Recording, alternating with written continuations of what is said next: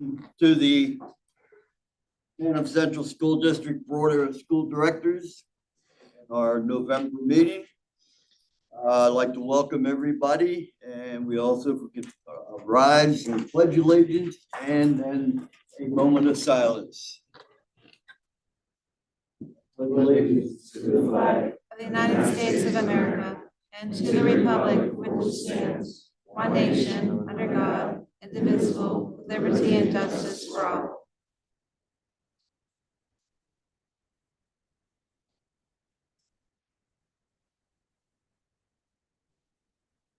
Thank you.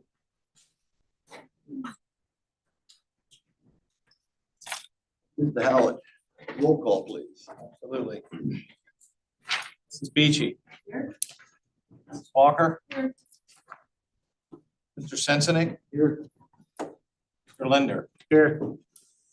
Earhart. Here. Dr. Creighton. Here. McGeehan. Here. Bushy. Claire. All 9 members present. Thank you.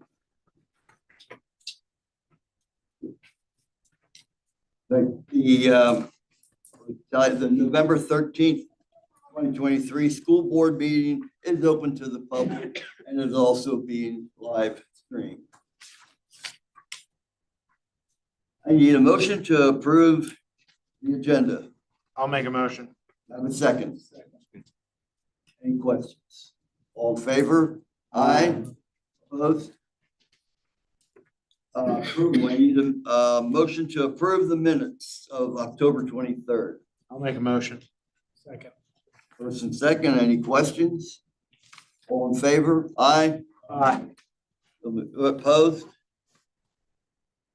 Okay, fun part, Dr. X. Thank you, Mr. Clare. We have our learners of the month this month.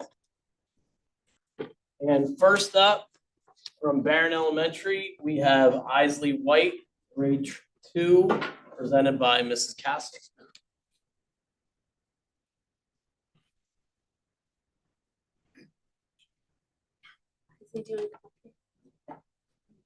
Oh, there she is. Okay.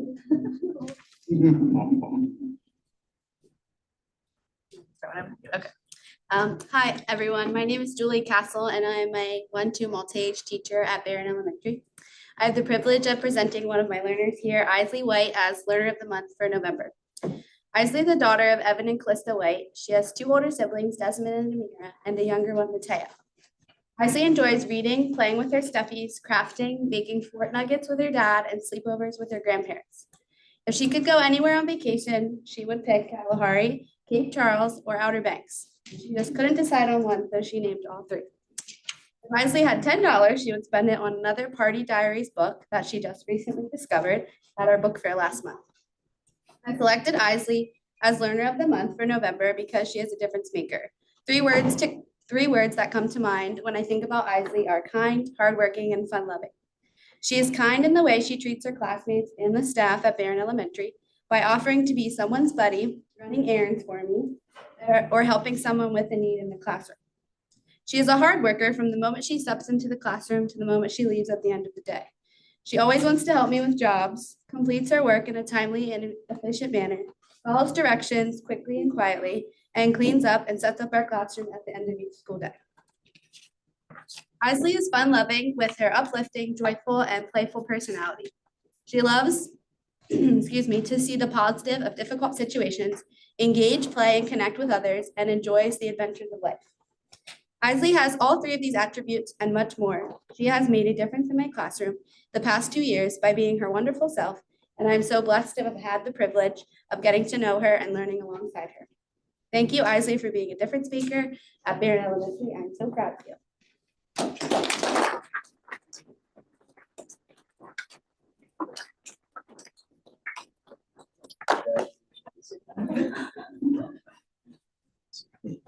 Next up, from Doe Run Elementary, Sophia Delp, grade 2, presented by Mrs. Boas and Ms. Maroli.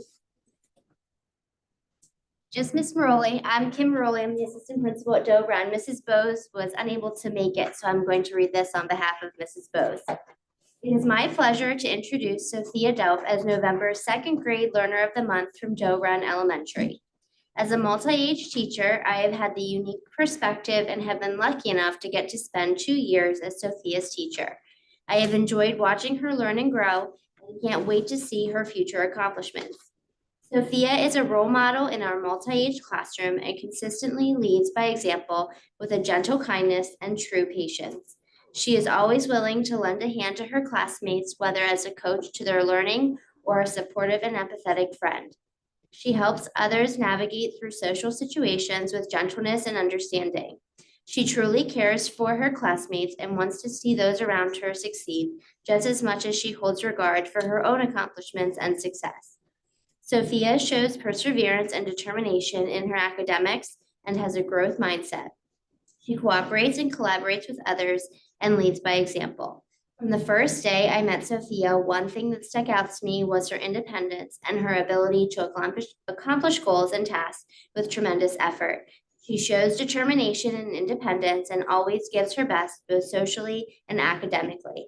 Please join me in congratulating Sophia Delp as Doe Run's second grade Learner of the Month.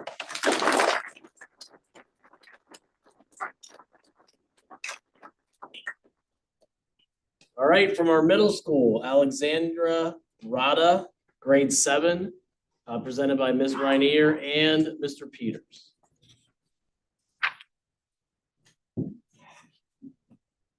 Good evening, everybody. My name is Brian Peters. I teach 7th grade history here at the middle school, and this is Abby Reiner, who is here in the capacity of one of Alex's hockey coaches. She also teaches on the 7th grade team. We went with the acrostic. At one point, we started questioning ourselves why we picked a child with 10 letters as we went through, especially considering 2 of them are X's. But we trudged on anyway, so you certainly deserve this. Our first word is analytical. Alex examines information in a very careful manner. Mrs. Bunty, her math teacher, shares that Alex is able to tackle challenging problems in math. She applies logical reasoning and mathematical skills while being detail-oriented and creative in her thinking. The L is for laser focused. Alex is laser focused during independent work, group work, and whole group discussions. Mrs. Bullock, her ELA teacher, states that Alex always maintains focus and is a reliable group leader when working with others to analyze literature.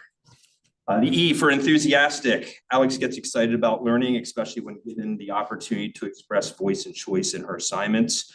I noted that Alex was particularly excited about the topic she chose for her World History Top 10 project, so much so that her and her partner started looking up things the night before we actually started research. Our first X is exemplary. Alex cares deeply about the work she produces. The 7th grade team noted that Alex is one of the most conscientious learners we have and is a privilege to teach her. Her attention to detail and desire to produce high quality work is unsurpassed amongst her peers. And the other X is extremely humble. In her daily interactions with peers, facilitators, and teammates, Alex is never looking for the attention. She's much happier when others have it, and it's not focused on her. Mrs. Ryan? The A is for attentive. Alex is very focused on her learning in the classroom. Facilitators mentioned that Alex is always making eye contact with the teacher and consistently participates in classroom and partner discussions. She's always aware of what is expected and looks to get the most out of her learning opportunities. N is for newsworthy student athlete. In addition to her outstanding grades as a learner, Alex also excels at field hockey. Coach myself states that Alex showed up to practice each day looking for ways to grow as an athlete. She worked as hard in practice as she did in games. Never once did we hear a complaint from her. And as a result, Alex was our middle school's leading scorer as this season, and she's tallied 18 out of our 36 goals. D is for determined. Alex is determined to do her best and portray her best self. Alex seeks feedback and strives to improve her work. She demonstrates a growth mindset in her writing and aims to be better each day. R is for reflective. Alex is very reflective of the work she produces. She is always looking for ways to improve and grow as a learner. And A stands for an awesome learner to have on our 7th grade team. The 7th grade team is very privileged to have a learner like Alexandra on our team and a part of our school. Thanks.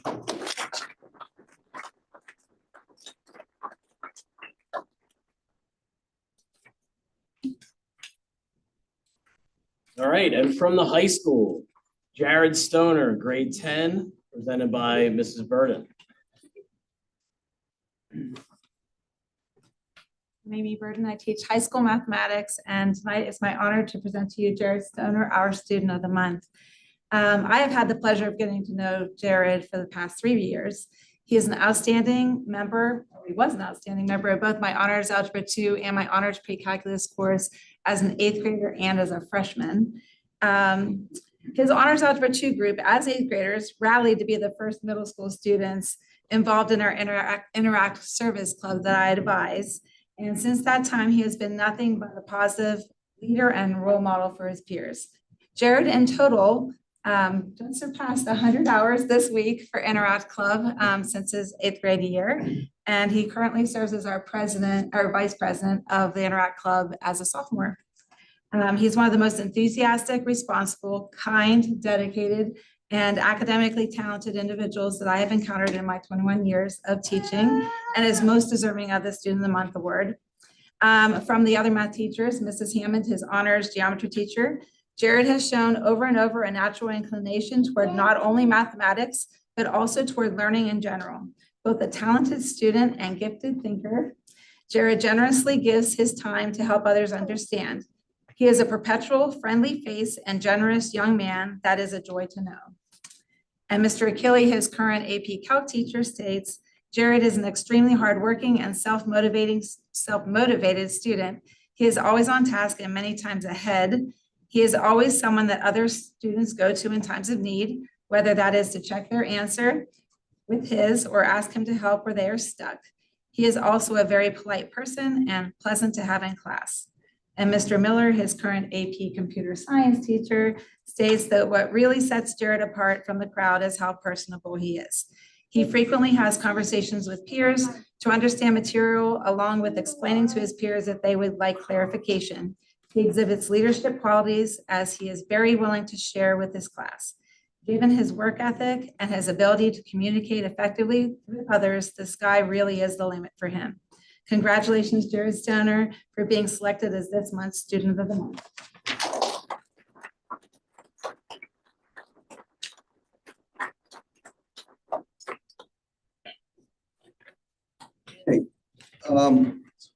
You all are totally invited to stay for the whole meeting if you'd like. Or you can go out, and I think they have pictures that they like to take of the learners. And if you like to go, that'd be fine. If you want to come back in, be our guests. Thank you, everybody, for coming. You want to go?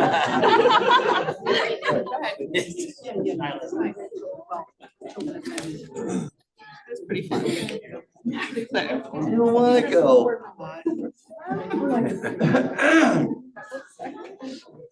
Honestly, we've never heard that. No, sign her. I made it. Voice of art class.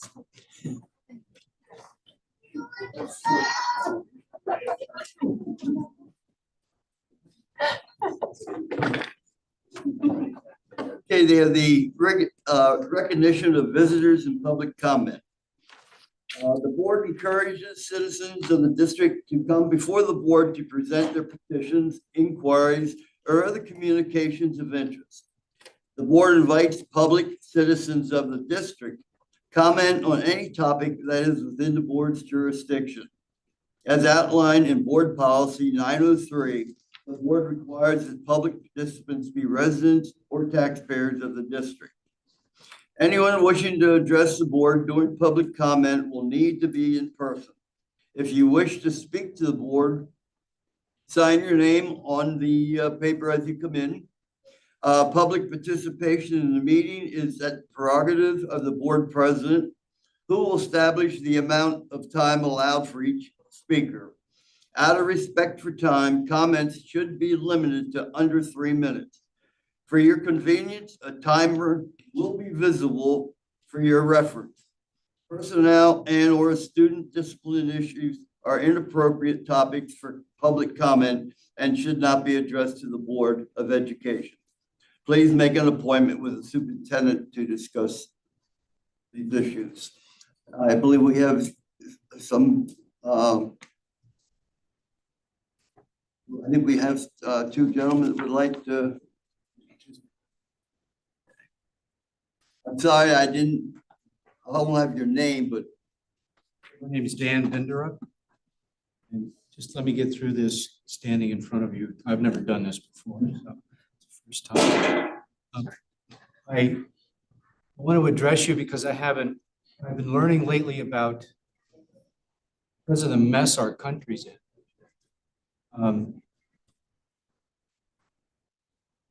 And comments from a couple people here on the board about a certain politician that doesn't want to pay any attention to us, and they are servants. I had a concern, and I actually did, and I'm going to say it because this is what I did. I didn't want to come here to complain. I didn't want to come here to criticize anybody. I got on my knees and I prayed and I asked the Lord, what do you want me to do here? Because I'm 68 years old. I've done a lot of stupid things and I've done a lot of smart things, probably more stupid things, but beside the point.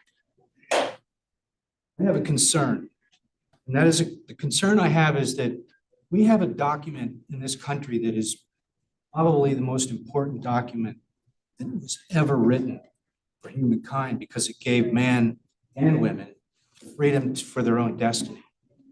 I have an issue that I finally realized that I didn't even know it.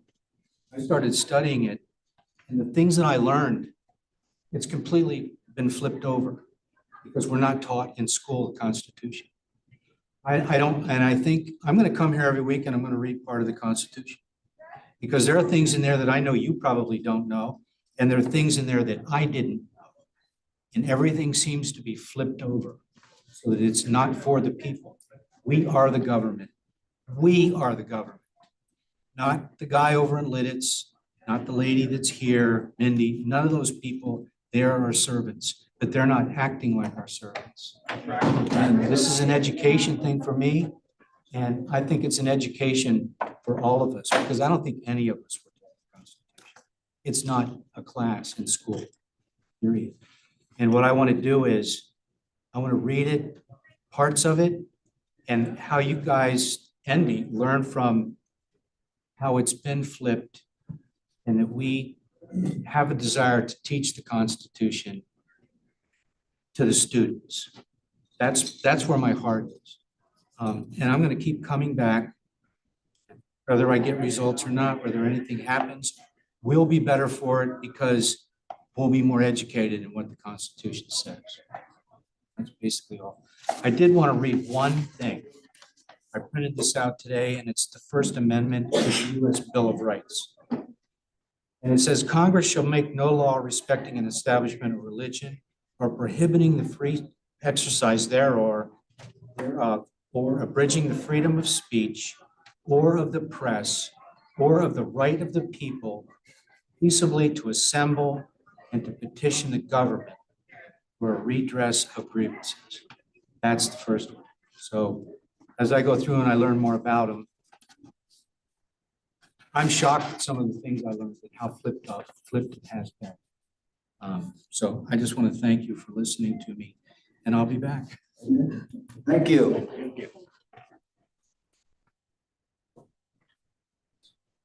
Do we have anyone else? No? Thank you very much. Now, before I go any further, you're not the binner up that used to be a baker, did you? I am that man. He made the best cakes and. Sorry about that. I appreciate that. Thank you. All right.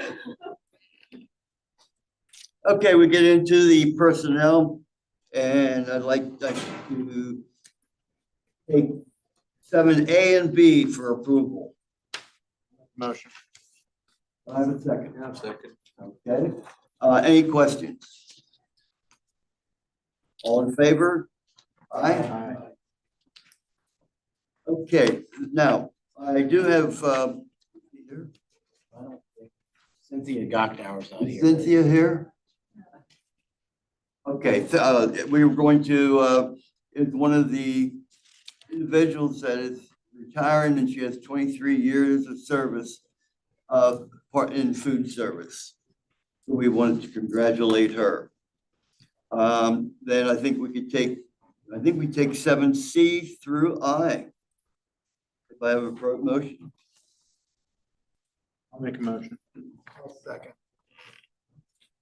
Anybody have any questions?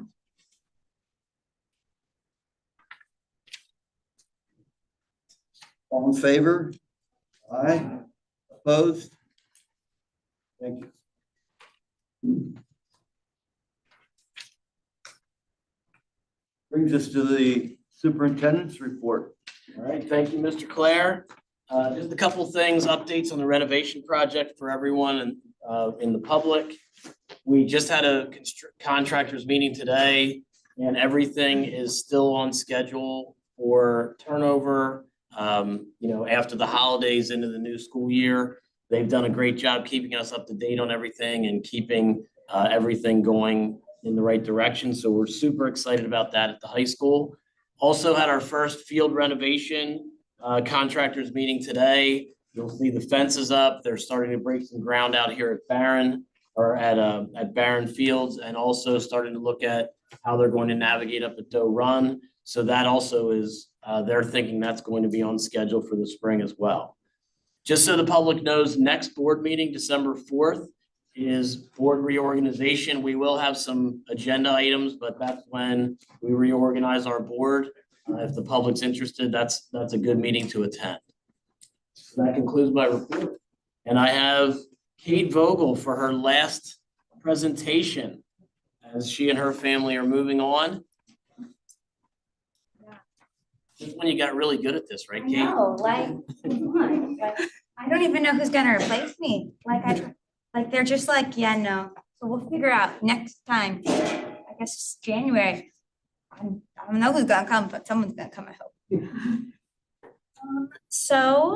A lot has gone on lately at the high school, including our National Honor Society induction, where we have roughly 30 members that were inducted this year. And they are all very excited to support their their titles of NHCS members. Mannheim, our Mrs. Troutman's class, which is our special education class here at the high school, held a food drive in partnership with the Interact Club, where they raised roughly 3,000 items of food and toiletries. And they gained rewards such as pieing Mr. Weitzeland's face in each lunch. I got photos of that one, that was fun. Duct taping him to a wall. I also got to see that, that was great. And then tomorrow, he's going to dress in costume that was chosen by the student body. My last knowledge was that the winning one was Wonder Woman, for anyone who is wondering, who may or may not be dressing up as tomorrow. Just FYI. Barron Stage is also excited to have their show, The Lion, the Witch, and the Wardrobe, this weekend. They have evening shows Friday and Saturday, and then Sunday they have a morning show. And it is based on C.S. Lewis's famous novel, and it's coming along really well, I'd say. As far as sports go, our football team won on Friday, 45-34 against Susquehanna Township, and will travel to Twin Valley this Friday for the district playoffs semifinal contest. Our field hockey team won last Tuesday against Penn Bradford in an opening round of the state playoffs, which was their first state since 2017. They lost this past Saturday to Palmyra in the quarterfinal round, but we're really proud of how far they got. Our marching band earned a silver medal in the Cavalcade in the band's Yankee A championship on Saturday, November 4th, which was one of their first competitions due to the rain and weather not being in their favor, so they weren't able to perform most of their band competitions leading up to that. Going to the middle school, they say, it is hard to believe that we are already halfway through November. This month, Mannheim This month at Manheim Central Middle School, we have had a really great month already. Learners who are responsible, respectful, and safe for the first marking period were able to attend our PBIS Reward Day on November 8th. Learners were able to pick 2 activities they wanted to participate in. They had line dancing, nature walks, board games, free draw, bingo, bear and cookie making, dodgeball, lawn games, and so much more that learners could select. It was a wonderful day and everyone had a ton of fun. Our middle school PTO put on a wonderful fall fest on the evening of November 3rd. It was well attended by kids 5th through 8th grade, and they all had a wonderful time getting their face painted, playing games, eating delicious food, and dancing the night away. Parent breakfast was held on November 9th. They had approximately 140 people in attendance. They look forward to the parent-teacher conferences on November 20th and 21st, where learners will have the opportunity to lead their own conference if they choose to. Looking at Barron Elementary, the learners, teachers, and staff continue to be innovative in how they approach learning, whether learners are earning Barron badges, completing power goals, or achieving the next progression in their math roadmap. Celebrating small and large accomplishments makes each day special for us at Barron Elementary. We recently celebrated Critical Thinking Cobras at our recent 4-House 1 Barron Family Assembly for earning the most house points during October. Learners were excited to contribute to something larger than themselves and making connections with friends across the building. There's nothing better than seeing a 4th grader go out of their way to say hello to a kindergartner. We can't wait to see who wins our house points in November. They're looking forward to welcoming the parents and guardians of to the fall parent-teacher conferences also on November 20th and 21st. They value the partnership that forms with the best interest of our learners in mind as they move forward into the 2023-2024 school year and beyond. At Doe Run's 4th graders in Mr. Snavely, Mrs. Stella, Mrs. Barr, and Mrs. Stillwagon's classes participated in replanting trees with the Alliance for the Chesapeake Bay. They were supported by several members of the MC High School FFA. They had a great time working together to care for the surrounding grounds. Miss Lewis's 3rd and 4th grade classroom is celebrating with Middle Creek and the PA Game Commission in Bird by Bird program for their innovator project. This month, they kicked it off by installing several bird feeders as the learners will track the different species of birds. Our Girls on the Run successfully completed their practice 5K on Graybell Field despite the cold temperatures and the strong wind. They are ready for their big race on November 19th, 2023, which will be held at Millersville this year. And that's everything. All right, so Kate, if you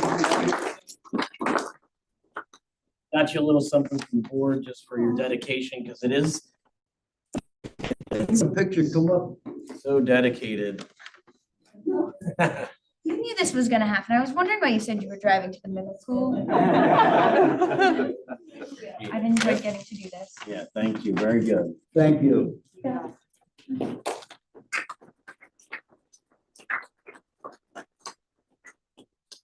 Okay, and just for the school board, you have the first reading of policies for letter B. And that concludes my report, Mr. Claire. Thank you, Dr. Axe. I'm exempt from that, right? Pardon me? I'm exempt from those first readings, right? Oh, yeah, Yes, yes. But you should read them anyways. We'll talk about you at the end here. Assistant Superintendent report. Dr. Flannery. Thank you. I have 2 things for my report this evening. The first one is just a preview of what we're looking to do with the school calendar. So I have a version of the calendar up here for you to look at, and I'm going to talk it through for you guys month by month. So looking at the 24-25 calendar, we're looking at a start 1 week before Labor Day. That is the yellowish color day on August 26th. The green days, just for your benefit, when you see those green days, those are days that teachers are in, but students aren't in, their professional learning days. In September, we get to have a month of consistent education for our students. So the second is Labor Day, but then straight through the month of September into October, the kids will just be going to school. We love to have them in the beginning just to get that consistency developed. October this year, the proposal is to have it look just like it was this year. So the half day on the parade day of the 9th. And then the 10th and 11th would be professional development days for the teachers, but the students could enjoy Farm Show. November is like it is always with what you see at the end of the month there, including parent-teacher conferences and Thanksgiving.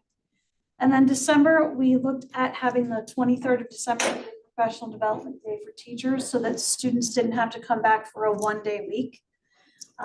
We do have a plan in place so that December 23rd day is a virtual day for teachers. You may remember they have safety videos they have to complete every year. And when they complete those ahead of time, they get to swap out a day. And we would be proposing that would be the day they swap out for those safety videos.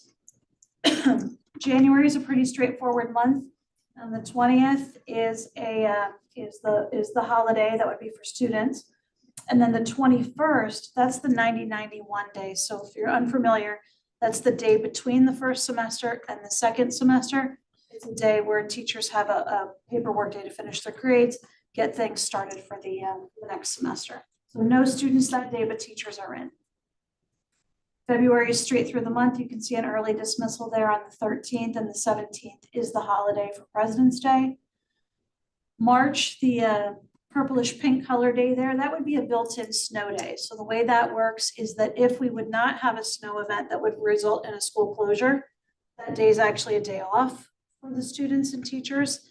If we would have a day that would be a snow day before that, it's a day we could flip back to being a school day.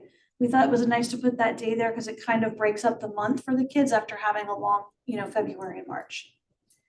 April, Easter is just about as late as it goes there. So you can see that would be our spring conference dates there in April. May is pretty straightforward with Memorial Day, and that has us ending on June 4th. With a couple bonus days there in case it would be a particularly bad winter that we could schedule. The only thing not indicated on this calendar that I omitted, it should be there, the 4th should be an early dismissal today. Traditionally, we do that for the students on the last day. Come in, get to say goodbye to their classmates, get their grades, they can be on their way, and the teachers stay to be able to close out their year paperwork wise. So on the draft that would go to you for approval, that will be indicated as a half day. So that kind of talks you through the calendar that we're looking at. We did get to show this to the association to get some feedback. They were, positive about what they saw there. So I guess I would just open it to you for any questions or comments on this draft of the calendar. It looks good. I like the continuation of giving the days off for the farm show. We got a lot of positive Very feedback. well, So then this would be, I think, on for your approval then at the December board meeting. And then it would be good to go on that for things for the calendar. The second item I have for you this evening is just a follow-up at your request from last month. Last month, we discussed the opportunity to participate in HealthWorks that's sponsored by Penn Medicine. And I talked a little bit about the benefits that our employees could receive from this service. In addition to the information we sent you, the one pager this week, we also invited two of the leaders from HealthWorks Penn Medicine to come. Tonight we have Keith Fox and Teek Drummond with us. I know Mr. Fox is the one that's going to be presenting, but I wanted to make sure and welcome them both. They'll give you an overview of the program and then be open for questions afterwards. So Mr. Fox is under a lot of pressure because I was his 9th grade English teacher. So we did a lot of public speaking, so this should. Hopefully you don't hold that against me. But thank you guys for the opportunity just to go over more detail with you today. In the right direction or not? There we go. Here's your way. So I thought I'd just give a brief overview again. I know that you had reviewed some of this last month. But I just wanted to give an overview of exactly what is Penn Medicine Health Works, and then also go over some of the value proposition back to you as a school district as to the benefits of this service. So real quickly, what is Penn Medicine Health Works? It's a network of primary care practices that is membership based, meaning an employer is the one sponsoring access to the primary care practice. It has everything you would get done at a family medicine provider, as well as comprehensive wellness services. And some of the differentiations that make it unique is that our providers have less patients to take care of. So what does that mean for the patient? It means you have more time, more opportunity, easier access, convenience to get the primary care services that you need. We know your health benefit plan because we have a limited number of employers that we're taking care of. So the benefit to you is we know where to direct patients that are on your healthcare to. So we know what is the most affordable place to go get a lab work done or to go to what specialists to go to. So we're able to help them navigate a complex healthcare system by knowing what your health plan is. And then again, some other unique things is when you call the practice, the people sitting at the desk are the ones answering it, right? So it's not going to some call center somewhere. The people that you see that you're going in to take care of you, they're the ones answering the phone and scheduling your appointments. And then we have a really cool text messaging app that allows you to not even leave where you're at or working or at your home, because you can just simply text message the provider, nurse, whoever is your care team. They're the ones that are going to answer your text messages. So it's not new. We actually just opened our 9th one just down the street here at Pleasantview. So now we have 9 locations. We've been doing this since 2017. We have over 50 employers and almost 6,000 members across those 50 employers that access our network of health practices. There's a lot on here. I'm not going to go through it in detail. But again, traditional practice may see upwards of 2,000 people. And what we did here is we cut that down to 700. So again, like I said, that gives you more access, more time with the provider. And then that should lead to better care navigation, better health, better proactiveness in their health. We're open 40 plus hours a week. It includes a lot of your wellness services. So things like if you want a flu shot or you want to get your biometric screenings done, those things can all be done within our practices. We have a lot of lab services available. So instead of using your health insurance to maybe go get your cholesterol checked or your A1C, different types of tests, we have probably about a dozen or more tests that can be done rapidly in the practice. Things like COVID, strep, flu, pregnancy, A1Cs, cholesterol, all those things can be done rapidly right there.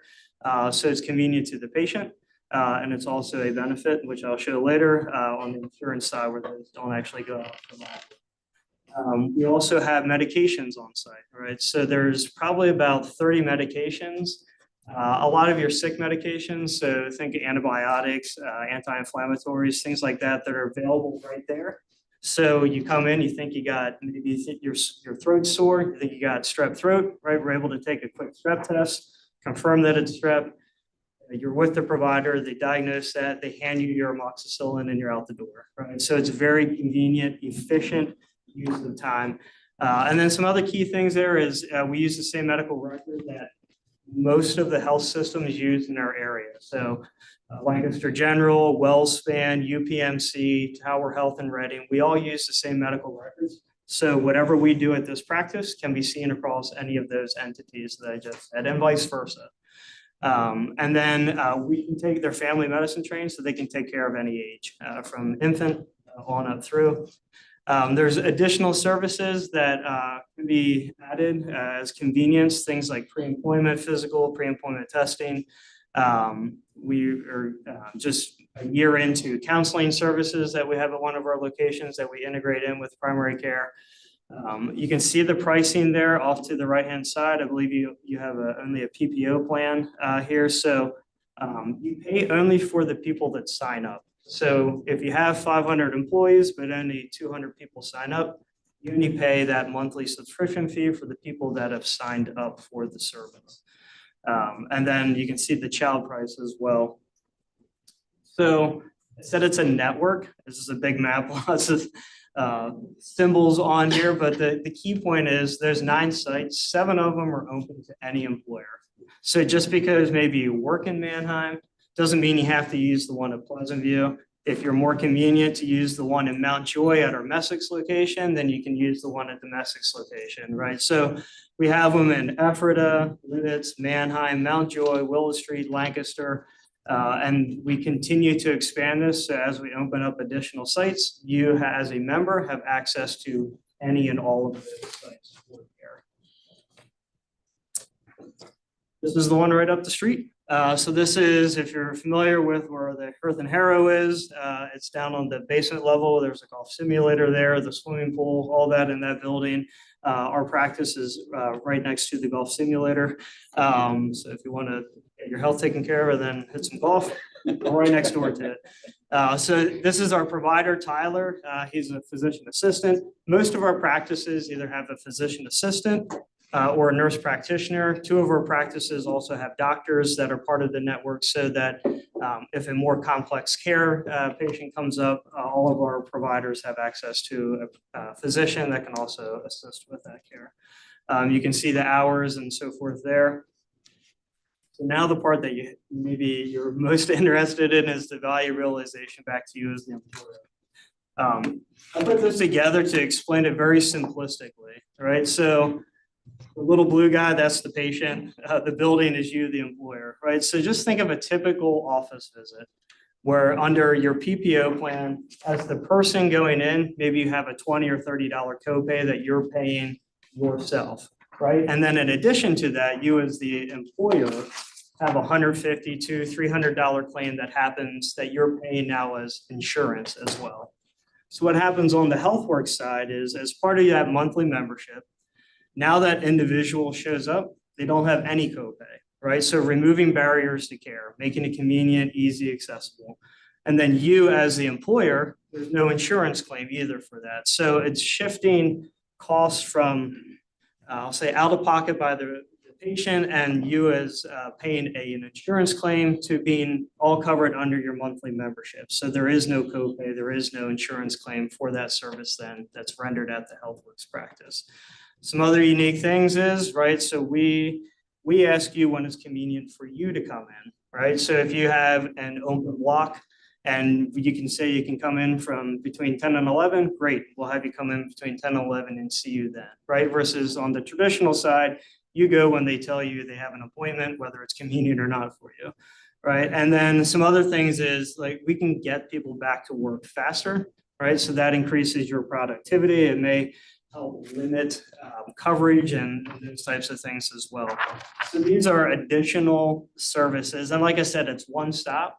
So in that strep throat example I used, you may have had to go on somewhere else to get lab work done, to get a cultural in your throat, and then you would have had to maybe go to CVS or somewhere else to pick up your medication, right? But by streamlining it all into one point of care location, you can, again, provide productivity and proficiency back to you as the employer.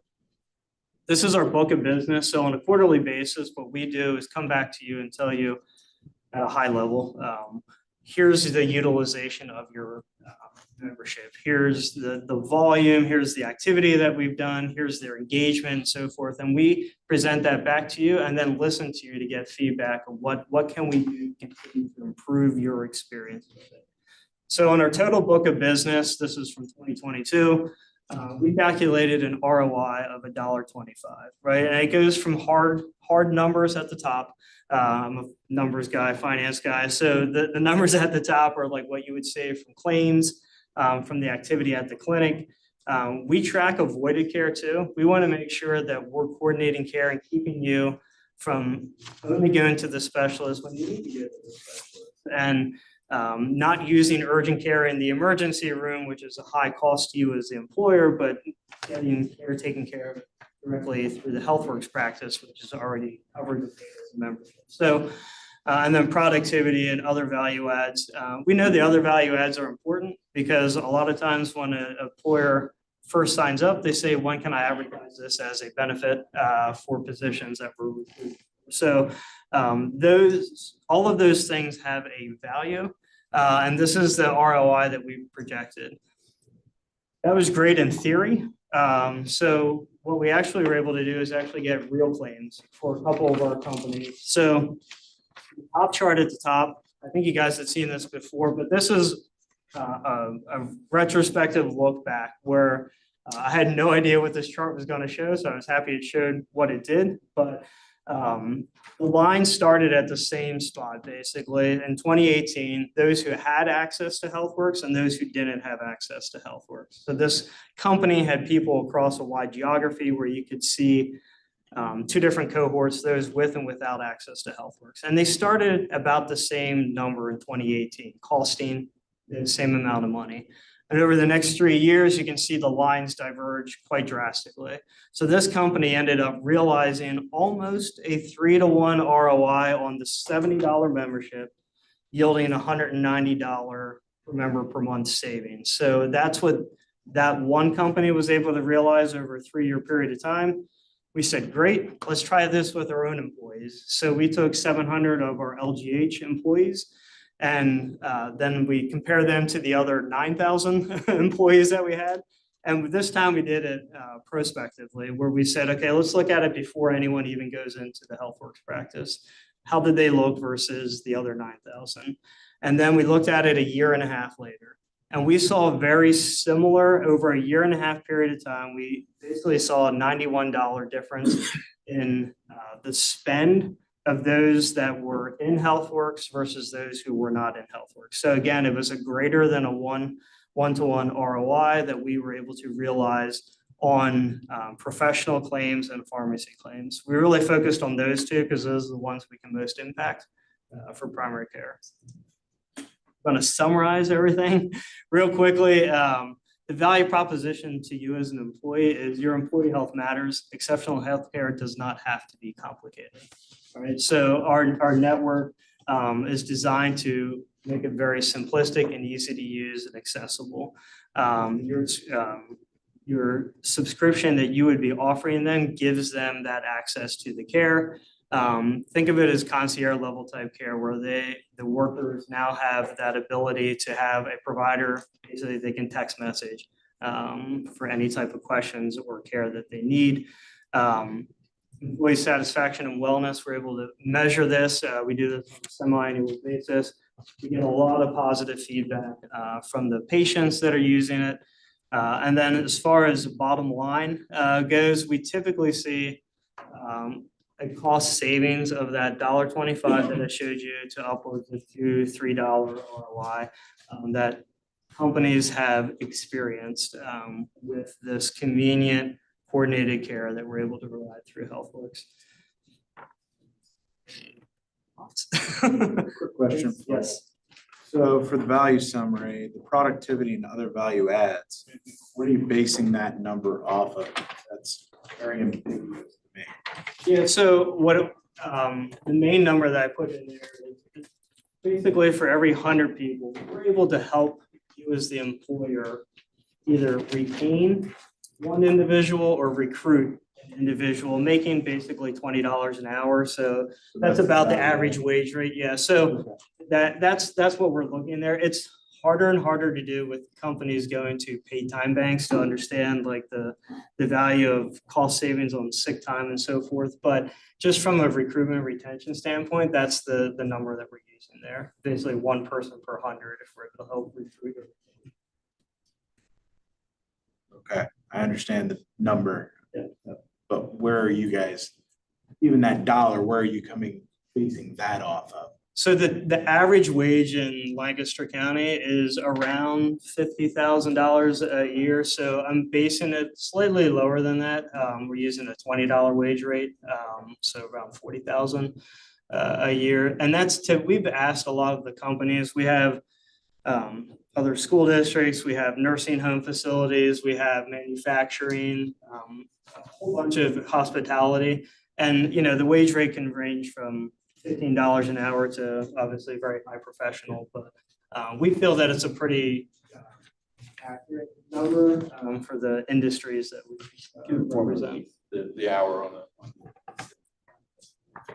Yeah, so the productivity numbers that we do there is assume that for each visit done at the practice, we're providing 2 hours of productivity back to you as the employer. So you think about a typical amount of time that you need to take off for a physician visit, right? It typically ranges probably in the 2 to 4 hour range that you're away from your job function. If we typically can see people in less than an hour, right? So there's a productivity, we assume 2 hours of productivity at that same $20 wage rate as productivity back to you, the employer, by having that person back to their job sooner, or I'll say the opportunity cost of filling that person's position while they're away on their. So in a nutshell, you're basically having that $20 per hour rate. Right. You have 2 hours for that physician visit, 1 hour for lab tests. Yeah. And what we've gotten from everyone, first of all, it's a lower pay rate than typically an employer would experience. And what we found from all employers, it's a very conservative estimate on how much time someone's away from work, unless you're going to impose them to do all of their care on their personal time, which again, you're creating another barrier. So it's all a formula that we put together, and then we've proven that on our value studies that came to reality. And those are built into all of your year-end ROIs, is that correct? Yes. Yeah. Actually quarterly, so we'll review this with everyone quarterly on all the tracking.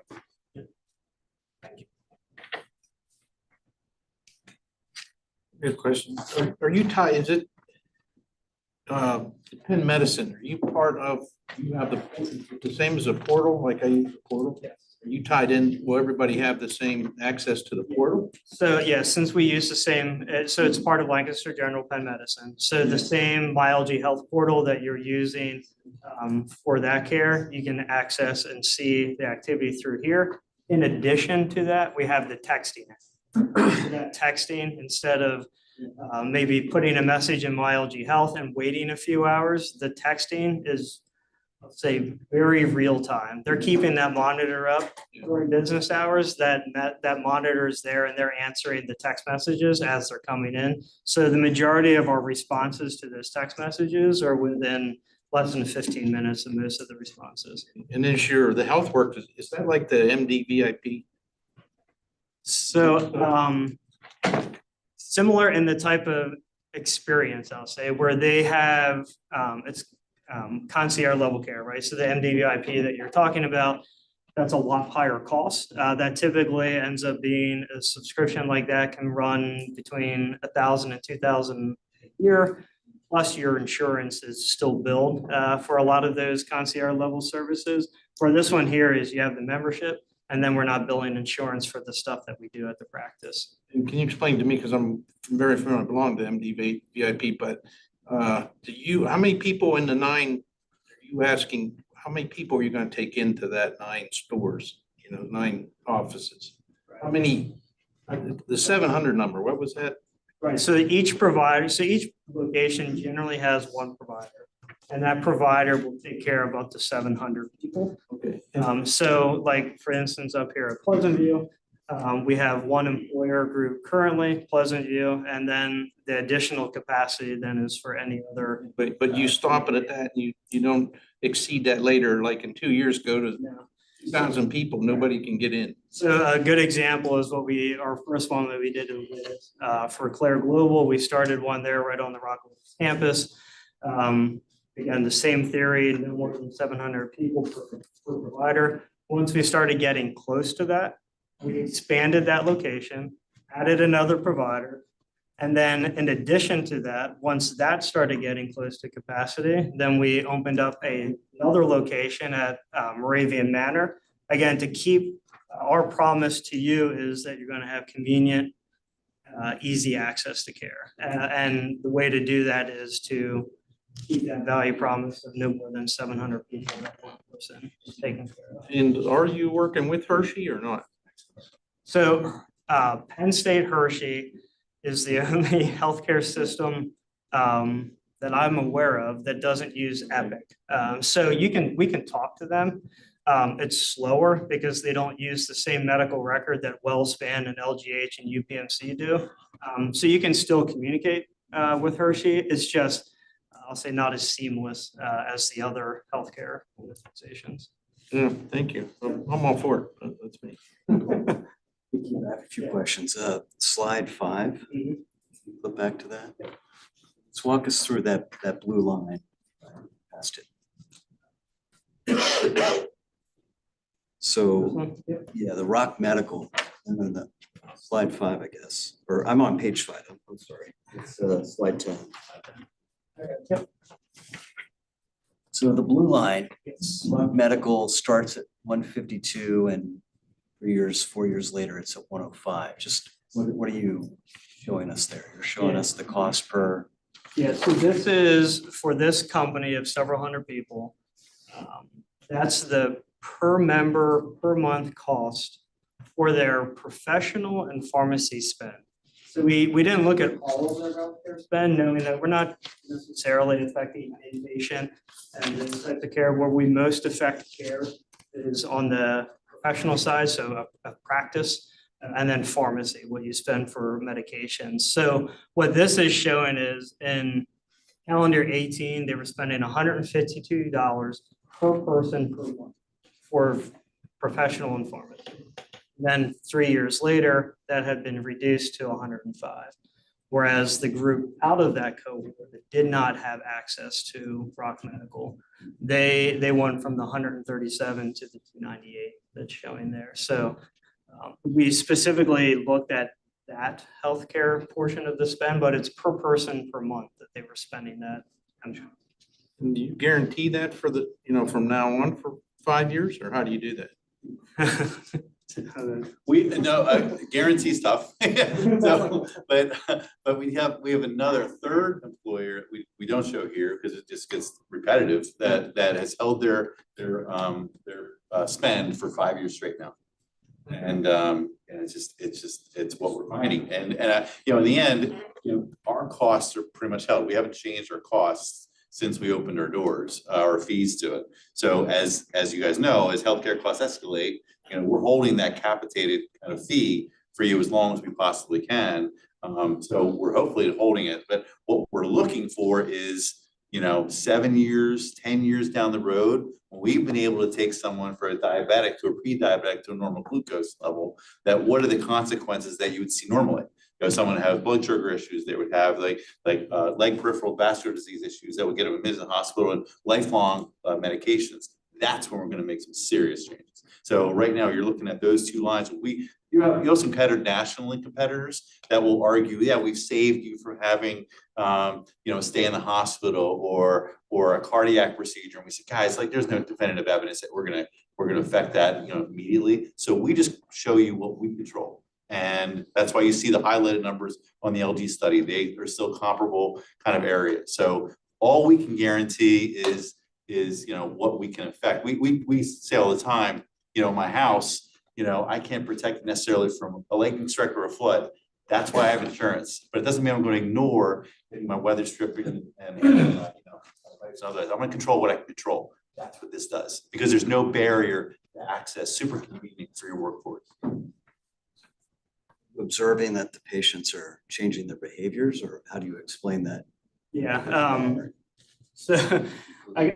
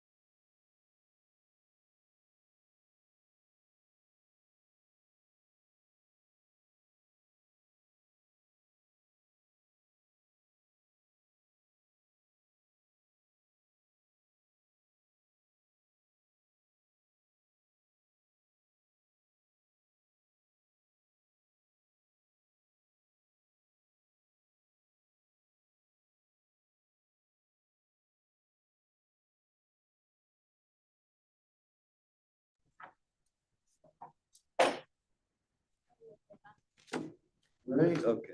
So just to kind of summarize from that presentation, so as a general action item, item A this evening is the approval of this partnership, so you can decide if that's something you're interested in doing. We view it as a limited risk opportunity to be able to use a good retention and recruitment tool, and also to be able to keep people in work, you know, to the maximum extent they can be in work. The agreement on the agenda is a 5-year agreement. If you remember, we are looking at employees only at this time, and would be employees that currently are on our short insurance opting into this piece. If there's any pieces of that agreement you're uncomfortable with, but you like the concept, that's as well. That concludes my report. Okay, thank you very much, Dr. Flannery. The treasurer's report, Dr. Creighton.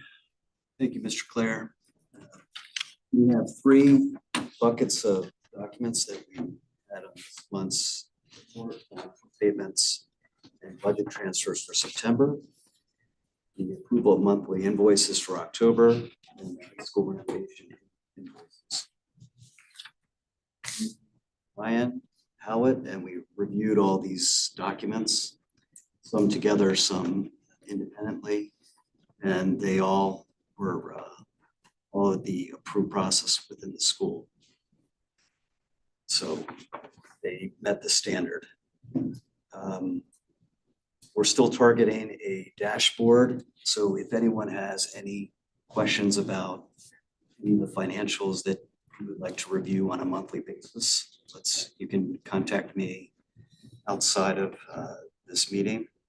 And we'll work to craft that fluid dashboard that will review the financials in a very quick manner.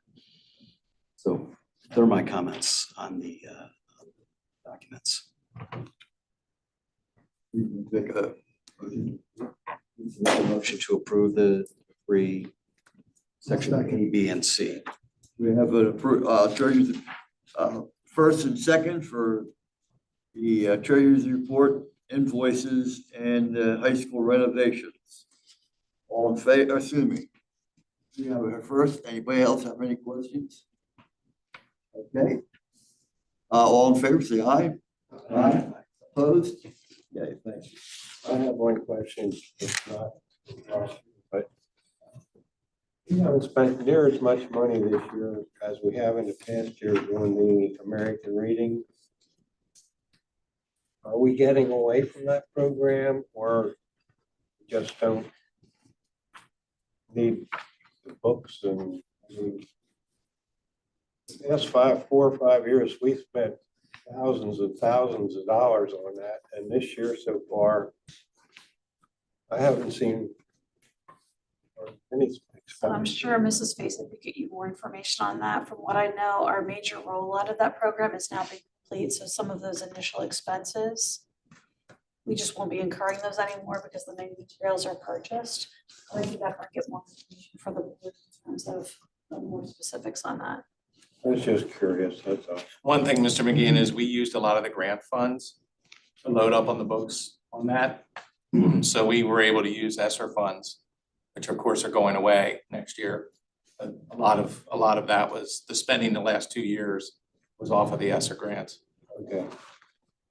Okay, business ops, Mr. Linder. We have not had a recent meeting, and our next meeting is to be determined. Thank you. Academic committee, Mrs. Walker. Have not had a recent meeting, and the next meeting is to be determined. Right.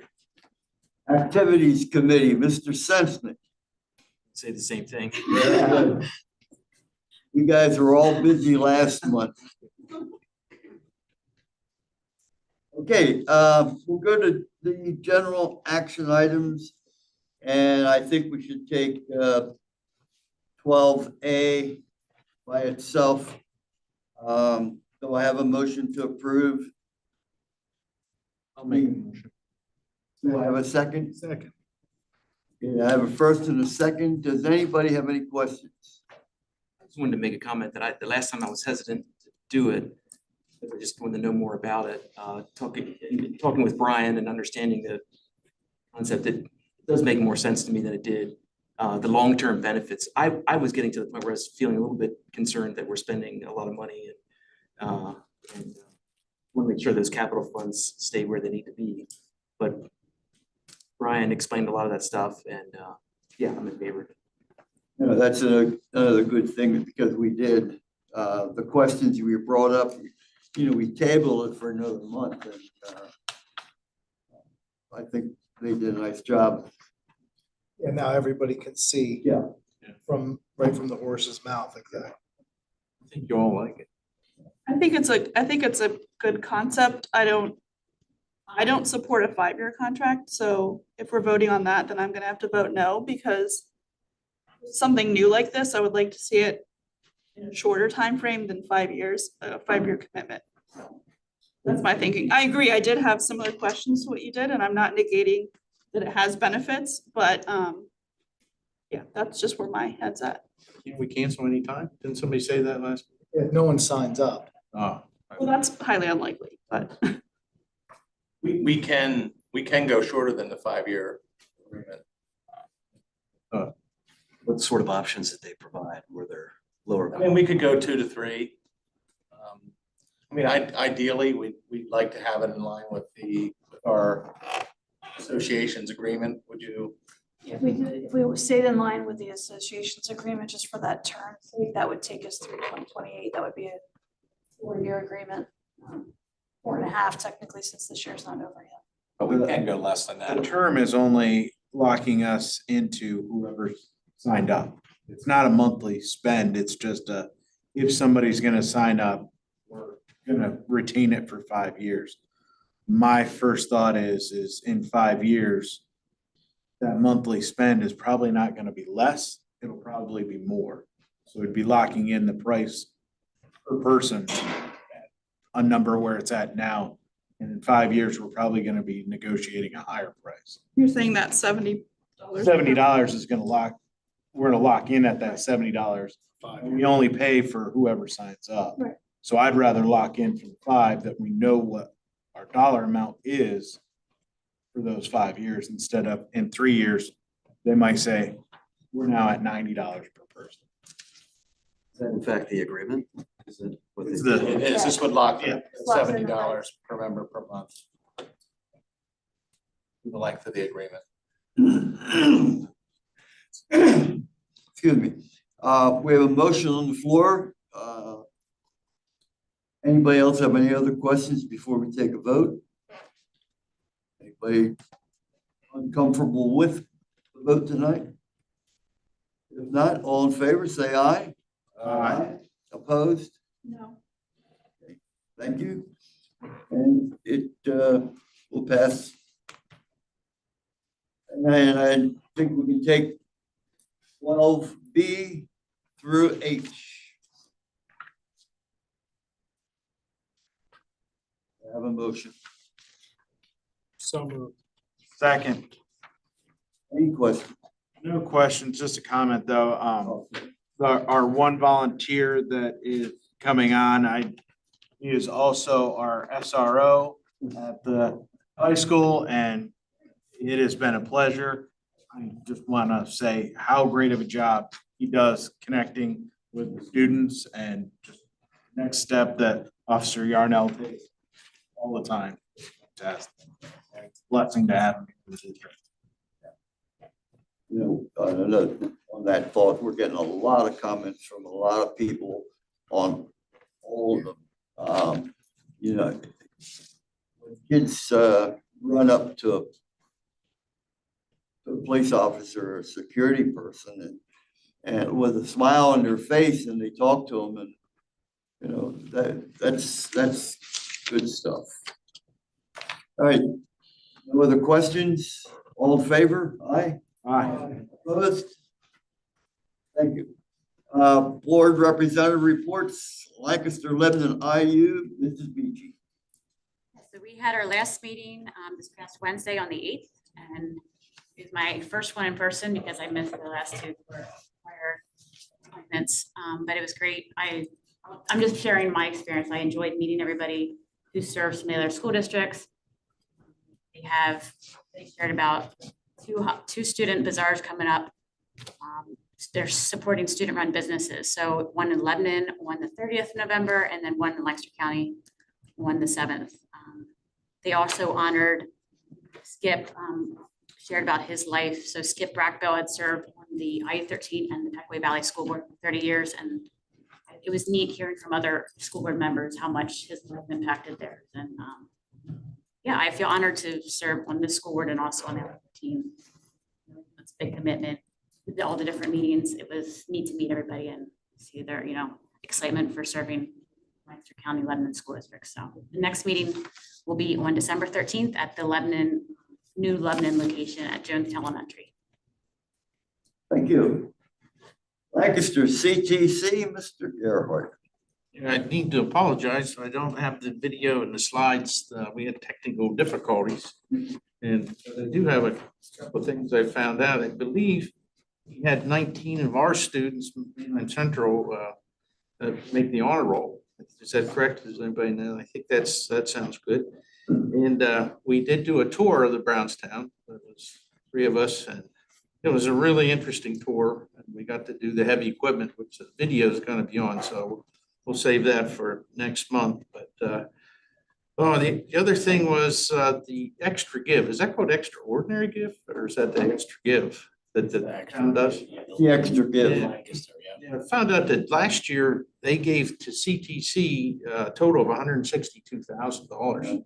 And that happens, I think, Friday. Yep. So, if you know some of the big players, that could push them to CTC, they use it. They had a lot of scholarships, they had a lot of grants, and some financial assistance, and a lot of equipment and supplies that really helped out the CTCs. So, and we don't have a meeting in November this month. It skipped one. We do have a visit tomorrow to Mount Joy. Mount Joy, yeah, visit tomorrow, Mount Joy. Thanks. Okay, thank you. PSBA legislative report, Mr. McGeehan. Okay, Saturday, November 4th was the annual PSBA meeting. There was no new legislative initiatives added to their current list. A couple of them had minor changes in wording, and those changes will appear on the PSBA website only at the beginning of December if you want to read over their initiatives. One had to do with some wording in charter schools and every charter schools, and another one was the wording change concerning the COVID epidemic, which obviously they don't need that wording in anymore. So that'll be on the website for PSBA if you want to look it up sometime at the beginning of December. That's all I have for PSBA. I do have one thing here that as a board and a school district we should look at, and it has to do with Senator Altman's bill to have parental control, where school districts will have to have parents opt in the students for curriculum and books instead of opting out. It's just a little scenario I put together. And I did make some assumptions. One of the assumptions, parents have 2 kids rather than 3 or 4 or whatever else. And I made an assumption of $20 per hour. And right now, we have approximately 2,900 kids in the school district. We have 54 families that opted out children this year. So you're looking at 104 students. I also made an assumption that it would take 5 minutes per student for an office person to input all that information. So for 104 students, at 5 minutes a student, you're looking at 8.7 hours of time for an office person at $20 an hour. It would cost us $174 to cover the cost to opt out to the students. If we have Senator Ahmed's program where we opt in students, that's 2,792 students. That's 232.7 hours of time for an office person at $20 an hour. It's $4,654. And I'm sure the state's not going to give us reimbursement, $4,600 to opt in the students. So that comes out of our taxpayers' pockets. It's very inefficient use of our staff's time. Obviously, it's not economical for the taxpayers. And it's just a total lack of common sense to do it that way. So I know it's been passed out of committee. I don't know if the Senate state's been voted on it yet on the floor, but it has passed out of committee. And I think it would be worthwhile for superintendents to put together some kind of a letter pointing out that unless they get reimbursed for it, they're totally against it, because it's just going to cost, it's going to cost taxpayers more money anyway, even if the state reimburses it, because that's still our money. When you look, any way you look at it, the taxpayers are going to have to pay for all that time. And this is just one school, $4,600. You got 500 other school districts, and several of them have 10,000 kids. So you can imagine what kind of money they're going to spend. So it's just a ridiculous idea. I think it's something that school boards and administrators need to address before it gets too far. Nothing new in the budget. Do you think we'll get our funding before the end of the year? It did pass a couple things that I understand, but most of that was talk about Lincoln University, Penn State. Penn State, Temple. Yeah, nothing on this Yeah. local school district level yet, so. Okay, Lancaster County Academy, no report tonight. The enrollment report, everybody can get in there and see. The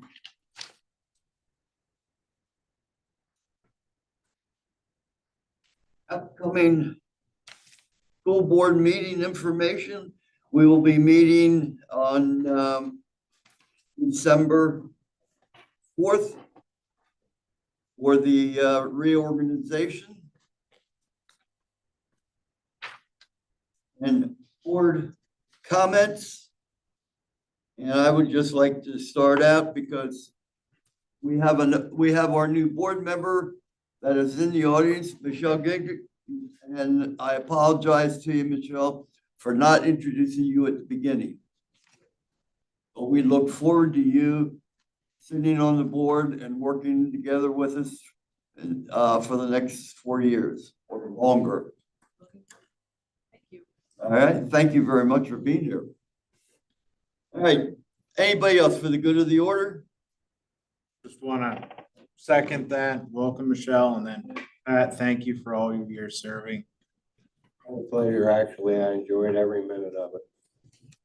Even the snide, ridiculous and comical comments from people during the COVID episode, I still enjoyed my time on them. Would you say that about the one word retreat we had, and we did something with oranges? We still to this day don't know what these oranges are. Dr. Axe, I think you have something. Yeah, I just wanted to, we have a gift for you if you want to come on up here. And I just want to say from my perspective, being here only a year and a half, the wisdom that you brought from 12 years of experience was a blessing. So thank you very much. Much appreciated. Thank you, Pat. I'm gonna miss you. Yeah. All right. This is from the entire board, so thank you. Thank you, Pat.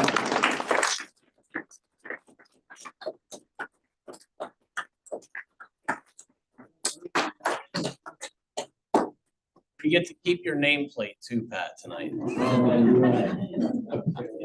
case I forget who I am. Well, that said, that would be nice. I will say this, The one most unpleasant task I did have as a board member, sitting in the district office when I was at the old junior high school. and Dr. Clark, in his office out. Yeah. I was not very. Well, let's not get into that. Everything else though was quite enjoyable. All right. Anybody else have a motion for So moved. second? All in favor, aye? Aye. Thank you very much. We'll see everybody December 4th.